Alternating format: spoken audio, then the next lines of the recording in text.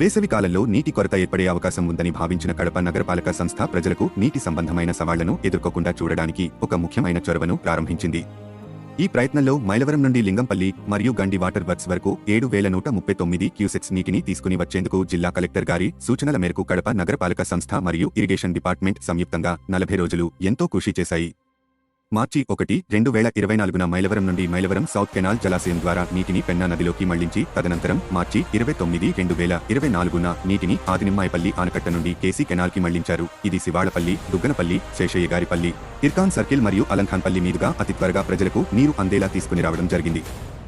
April 1, 2024న KC canal నుండి రాళ్ల వంకకు నీటిని మళ్లించి బుగ్గ వంక ద్వారా చివరికి గండి వాటర్ వర్క్స్ సమీపంలోని పెన్నా నది నుండి లింగంపల్లి వాటర్ వర్క్స్ వరకు నీరు చేరుకుని భూగర్భ జలాలను రీసర్చ్ చేసేందుకు దోహదం అయ్యాయి.